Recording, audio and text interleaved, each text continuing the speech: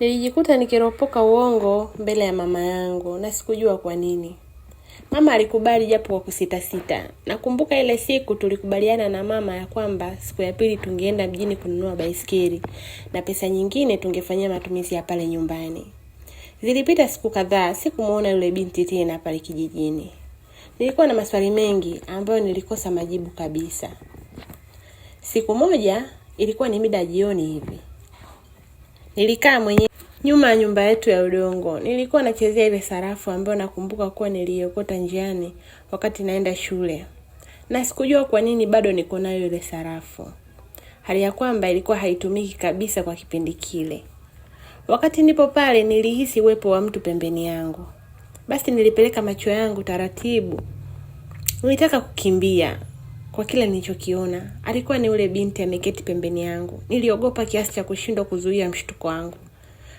Ni wewe. Umefikaje hapa? Niliongea kwa pupa na kwa uoga, huku nikimtazama kwa wasiwasi. Jamani Mashaka, mbona mimi nimefika muda mrefu hapa? Najua hujaniona. Na mimi nimetembea taratibu ili nikutishe, lakini naona umeogopa sana. Pole, alijibu ule binti kama ananipooza hivi. Nilikubali kwa kutikisa kichwa, lakini bado sikuwa na uhakika na maneno yake. Yaani mtu atoke huko hadi anafika anaketi pale nisimuone kweli? Niliendelea kujiwazia hivyo kichwani mwangu. Hadi pale ambapo ule binti alianzisha tena mazungumzo na mimi. Mashaka, nina imani ile pesa ilikusaidia, aliuliza yule mrembo. Ilinisaidia sana, nashukuru. Nami nilijibu hivyo huku nikilazimisha tabasamu usoni. Alafu hiyo ni nini umeshika? Aliuliza yule binti, huku akiitazama ile sarafu ambayo nimeshika mkononi mwangu. Ni sarafu tu niliokota siku moja hivi wakati naenda shule. Nilijibu hivyo huku nikigeuza ile sarafu. Unaipenda Aliuliza swali hilo ambalo kwangu niliona kama ni swali la kijinga. Sasa nitaipenda vipi sarafu? Sio hivyo, ni vile tunajikuta nipo nayo. Pia napata kitu cha kukitazama. Nilijibu hivyo tu kumridhisha. Basi unaipenda, ndio maana unaitazama sana, aliongea yule binti huku akijichekesha mwenyewe. Hapana bana. Au kama wewe unaitaka. Kabla sijamaliza ile kauli yangu, nilisikia sauti ya mama akiniuliza, "We Mashaka, ina maana muda wote huo nakuita kumbe upo huku? Tena unaongea peke yako? Hivi umeanza kuchanganyikiwa?" Aliuliza mama, kauli zilizonishangaza na kuniacha mdomo wazi. Naongea peke yangu? Nilijikuta nikiropoka huku napeleka macho yangu pembeni yangu ambapo alikaa yule binti. Cha ajabu hakuepo tena. Nilishtuka, mshtuko wangu hata mama aliuona. Mashaka, una nini wewe? Mwanangu, mbona kama haupo sawa? Mara uzungumze peke yako, mara unageuka kama umeona mzimu. Una shida gani? Aliuliza mama. Kiukweli sikuelewa nini kinaendelea pale.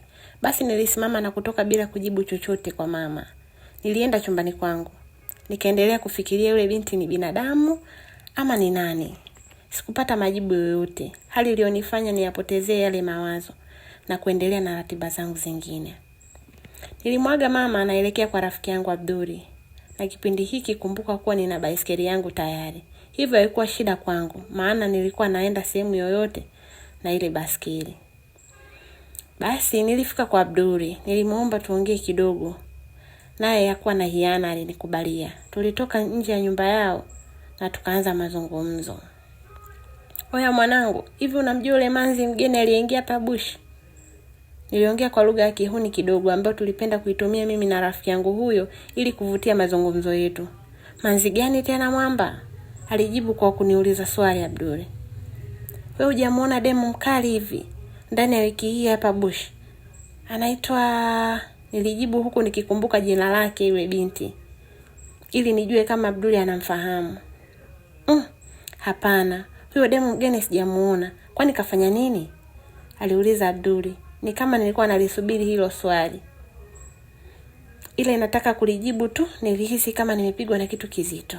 Nilianguka chini na kupoteza fahamu papo hapo. Na huu ndo mwisho wa sehemu ya pili. Usikose sehemu ijayo, itakuwa ni sehemu ya 3.